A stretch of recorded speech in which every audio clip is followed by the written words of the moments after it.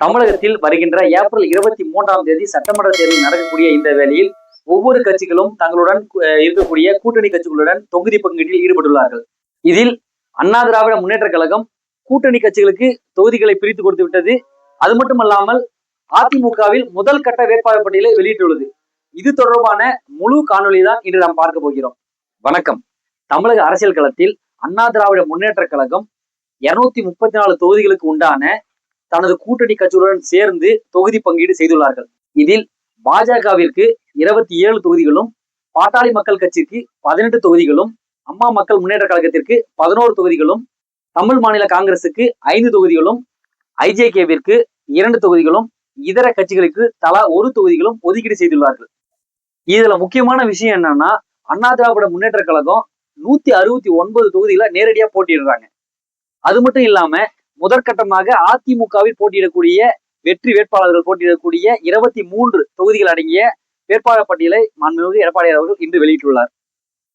எடப்பாடி சட்டமன்ற தொகுதியில் கே பழனிசாமி அவர்களும், வேப்பநல்லி சட்டமன்ற தொகுதியில் KP முனுசாமி அவர்களும், திண்டுக்கல் சட்டமன்ற தொகுதியில் திண்டுக்கல் சீனிவாசன் அவர்களும், நத்தம் சட்டமன்ற தொகுதியில் நத்தம் விஸ்வநாதன் அவர்களும், தொண்டாமுத்தூர் சட்டமன்ற தொகுதியில் SP வேலுமணி அவர்களும், குமாரபாளையம் சட்டமன்ற தொகுதியில் தங்கமணி அவர்களும், ராயபுரம் சட்டமன்ற தொகுதியில் ஜெயக்குமார் அவர்களும், மயிலம் சட்டமன்ற தொகுதியில் CV சண்முகம் அவர்களும், மதுரை மேற்கு சட்டமன்ற தொகுதியில் செல்லூர் ராஜு அவர்களும், பாலக்கோடு சட்டமன்ற தொகுதியில் KP அன்பழகன் அவர்களும், நன்னிலம் சட்டமன்ற தொகுதியில் காமராஜ் அவர்களும், வேதாரண்யம் சட்டமன்ற தொகுதியில் OS மணியன் அவர்களும், விராலிமலை சட்டமன்ற தொகுதியில் விஜயபாஸ்கர் அவர்களும், கோவில்பட்டி சட்டமன்ற தொகுதியில் கடம்பூர் ராஜு அவர்களும், திருமங்கலம் சட்டமன்ற தொகுதியில் உதயகுமார் அவர்களும், சிவகாசி சட்டமன்ற தொகுதியில் ராஜேந்திர பாலாஜி அவர்களும், மதுரவாயல் சட்டமன்ற தொகுதியில் பெஞ்சமின் அவர்களும், கலசப்பாக்கம் சட்டமன்ற தொகுதியில் அக்ரி கிருஷ்ணமூர்த்தி அவர்களும்,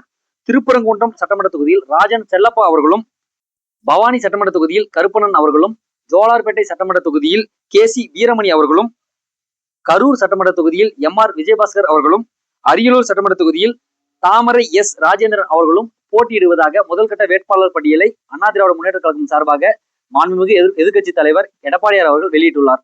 இந்த முதற்கட்ட வேட்பாளர் பட்டியலில் போட்டியிடக்கூடிய 16 பேர் முன்னாள் அமைச்சர்கள் என்பது குறிப்பிடத்தக்கது.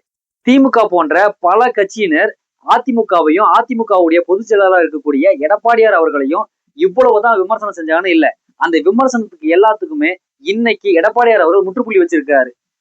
எடப்பாடியார் அவர்களுடைய இந்த நகர்வு ஒவ்வொரு கட்சி தலைவர்களையும் கலங்கடிச்சிருக்குன்னு தான் சொல்லணும். ஏன்னா திமுக கடந்த 15 நாட்களுக்கு மேல கூட்டணி கட்சிகளுடன் சேர்ந்து தொகுதி பங்கீட்டுல ஈடுபடுறாங்க. ஆனா இன்ன வரைக்கும் நிறைவடையல. இந்த நிலையில 2 நாள்ல கூட்டணி கட்சியினருக்கு தொகுதி பங்கீடு செஞ்சு முதற்கட்ட வேட்பாளர் பட்டியல வெளியிட்டு இருக்கிறது வெற்றியினுடைய முதற்படின்னு தான் மக்கள் பேசிட்டு இருக்காங்க.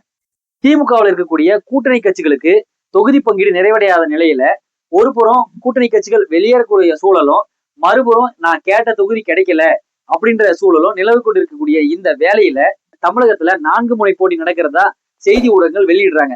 உண்மையில சொல்ல போனா இந்த தேர்தல் 2 முனை போட்டி தான். ஒண்ணு அதிமுகவா திமுகவா.